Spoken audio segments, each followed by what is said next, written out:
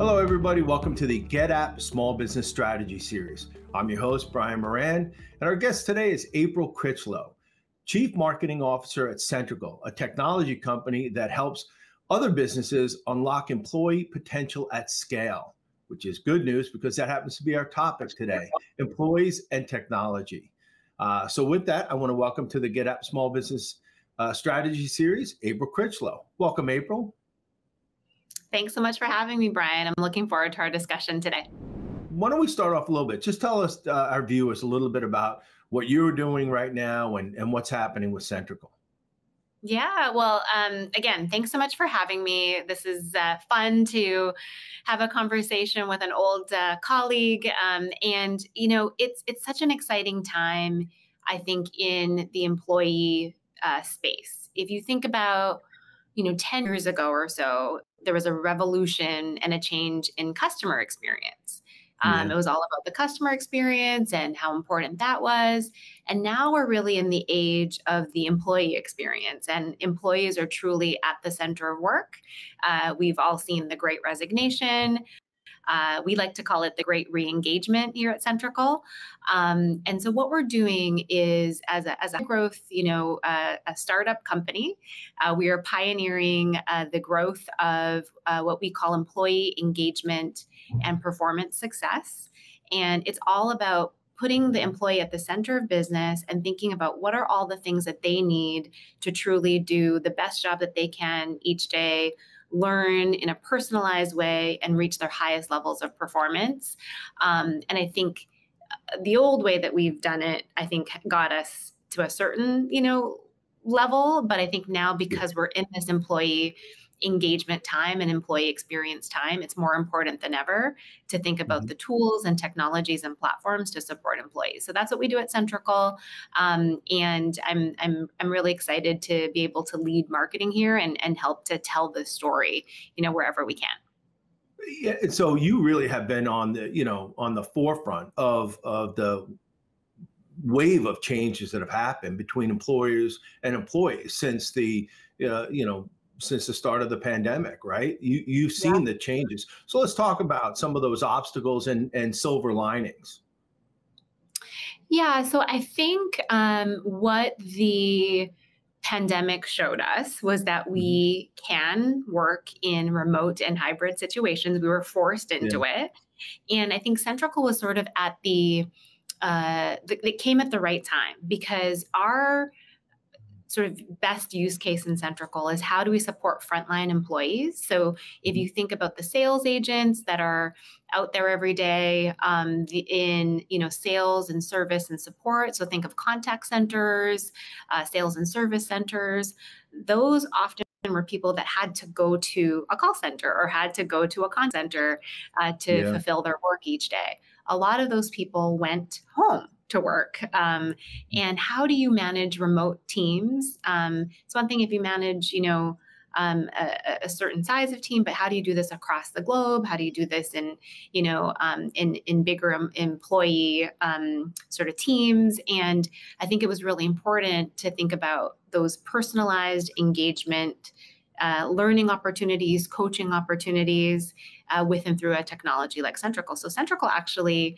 came at the right time and was able to truly help support the shift and the pivot that companies had to make in the pandemic. And we saw that it worked. And I think now we're seeing that if you look at any sort of research poll, whether it be, Gallup or others, we're seeing that many companies won't fully go back, as we know, to the way that they did it. And in something that is so traditional, like a contact center, we're seeing that upwards of 50% of contact centers will allow their employees to do their contact center work from home. So that's one example, I think, of many where we're seeing this hybrid and remote work really take shape. And I think will help to define the ways that people work in the future. So looking at that, where how much of a difference that or an impact that technology has made over the relationship or in the relationship between employers and employees over the last 2 years. And you're right, that behavior of work has completely changed, right? We were out long enough and remote long enough that we realized, well, we really can do this. That's So right. what kind of impact do you see technology and even AI having in the future of work, right? So going forward, are employers starting to fully embrace that, okay, this is the way it's going to be. I might as well fully invest into the technology that helps us work remotely or even hybrid? Like, is that what's happening now? They're just buying into it? You know what? I don't know if everybody has yet. I Yeah. think we know that for the companies that have made the leap, Mhm. from the old way of working, and when Mhm. I say old, I mean you're in an office, it's 9 to 5. There's a Yeah. traditional sort of setup. I think some people are wanting to go back to some of that because we've all been at home, for a for a long time. So you are seeing offices like we're here in New York City, and the city's alive, and yeah, you can see people starting to go back to work. But Mhm. I think, this notion of if people need to also work from home because it gives them that flex time, it gives them work-life balance, let's see how we can make the best of both worlds. And so that's where technology can help you make that leap. So if you don't feel comfortable, for example, having people be fully remote, are there other ways that AI technology can help you do that? If you're managing a remote workforce, I'll give you an example from Centrical. Through Centrical's AI capabilities, there's coaching actions that a manager or a coach could be given based on different employees. So you can actually see sentiment of an employee. Say you had 10 people on your team, this employee is doing really well. Maybe today it's about giving that employee a boost or a congratulations or a kudos. And then there might be another employee that's not doing so well, maybe had a bad day, had a number of meetings that didn't go well. Maybe that employee gets a different kind of coaching action. And I think this is where you can augment, data and insights, give the Mhm. manager what they need to be able to truly know what their employees need in terms of management and coaching. I think the older way of performance management and coaching was kind of blanket. You would kind of get blanket, analytics or blanket insights. But I think Mhm. now what we're seeing is the journey has to be so personalized for every employee. And the only way to be able to do that in the moment, in the flow of work, is through AI and through solutions that give you that intelligence to know how to, give your employees what they need in the moment. So what you're really, what I'm hearing from you is it's about company culture, right? So it's about executing on company culture and making sure that people are positively engaging in the work that they're doing, that they're Right. not disengaged. And if you start to lose people, they start to go off the path, that you That's can right. bring them back quicker. Now through technology, you can see, Right. okay, well, somebody's not where they should be. Let's talk Right. about this. So how 100%. often are you talking about culture, company culture in the course of a week with your clients?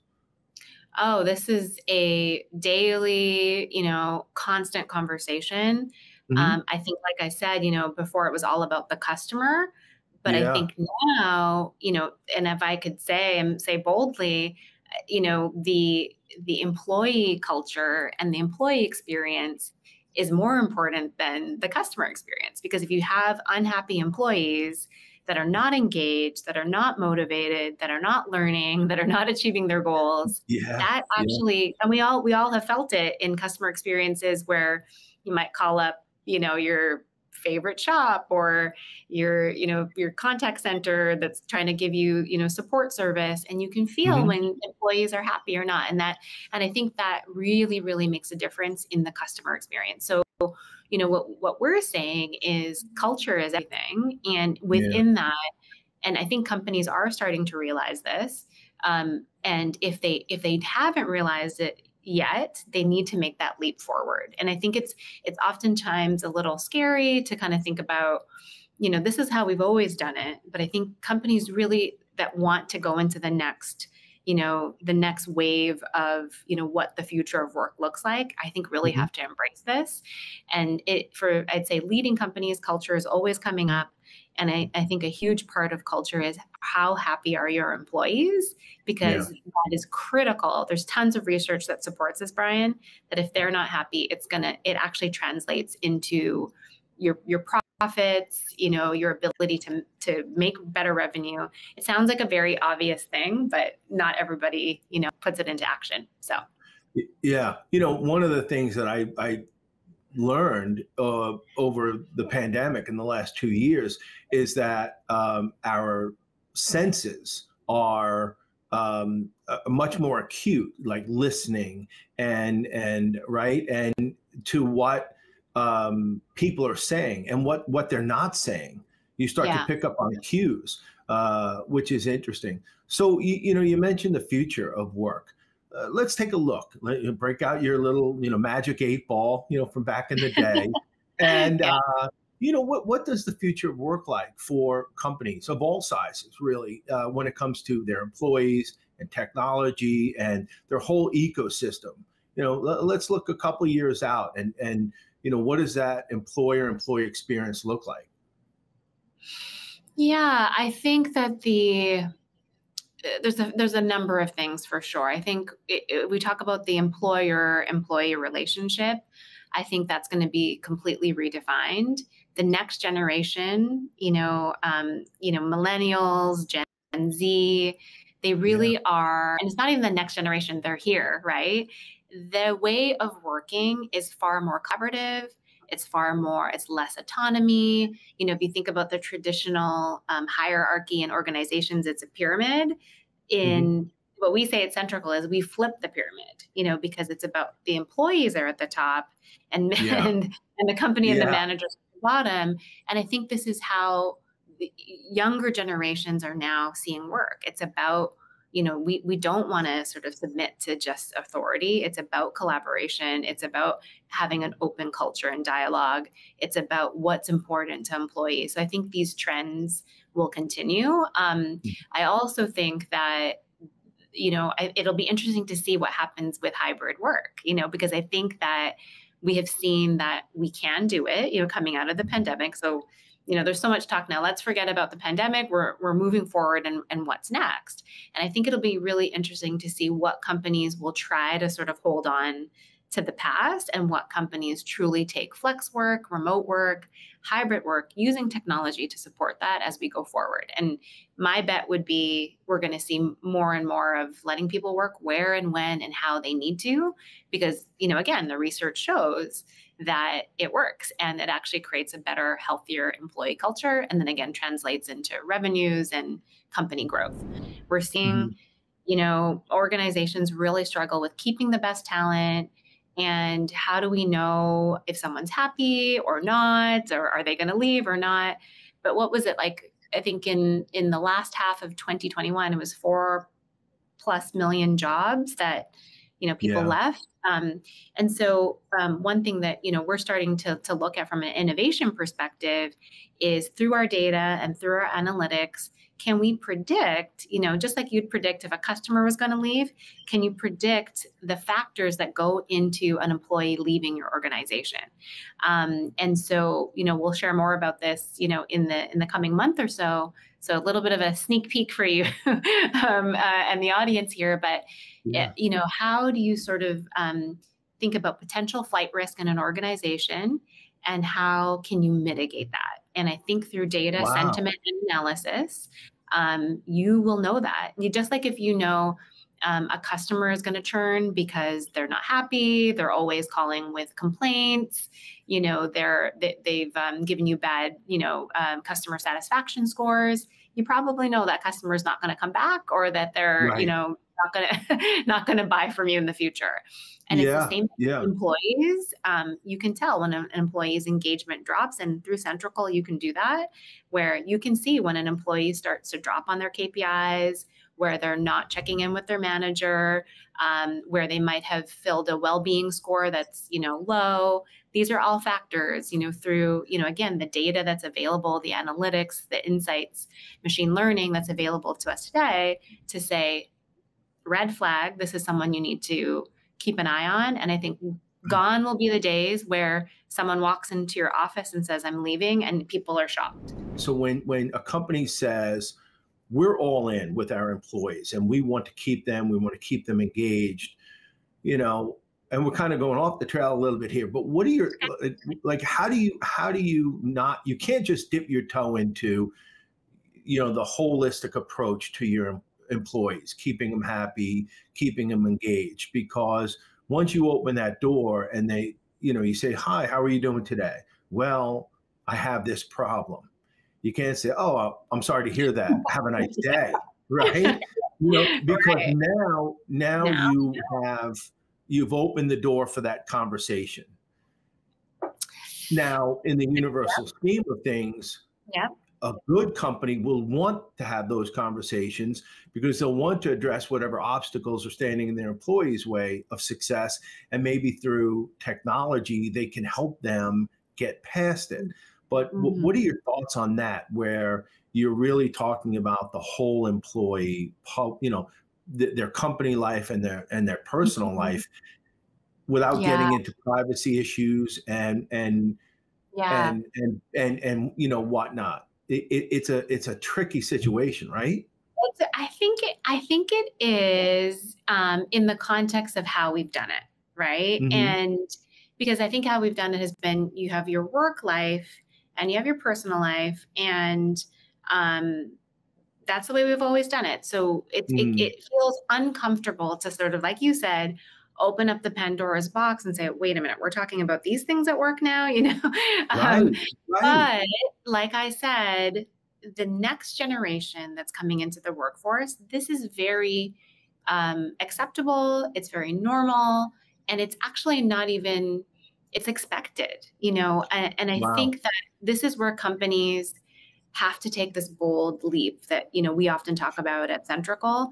You have to move from, how we've done things has got us here, which is, it's great, it's fine. But I think as we look to the future of work, and again, because the pandemic definitely brought this out, that work and life are commingled. We bring our whole selves to work. Like for me, as a mom of 2 kids, as, a career-driven woman that also is, very much, involved in my community and the things I care about around diversity. These are all topics that I bring to work every day. And I actually feel more fulfilled. I feel more inspired. I feel more connected to work when I can bring that whole self to work. And again, I think long gone are the days where you don't bring your work issues. And again, I think there's still professionalism and respect and a way to do things. But I think there's sort of an expectation now that we don't have to sort of compartmentalize work. And I think from our personal life, and when we actually bring those things together, I think it brings out, creativity. It brings out innovation. It helps people feel a sense of purpose with their work. So while it could feel like a Pandora's box for some, I think the ones that embrace it and know how to harness the whole self model, which, I was part of Success Factors at SAP, prior to coming to Centrical, we talked about this a lot. It builds organizational durability. It builds employee engagement.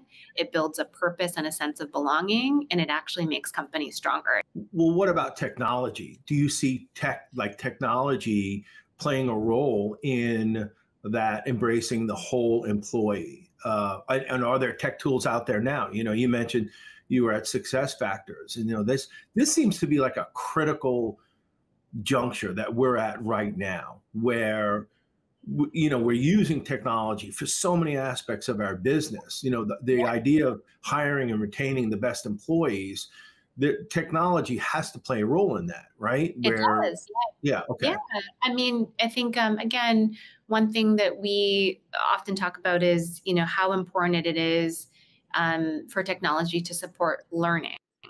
Yeah. We're all learning, unlearning, relearning things every day.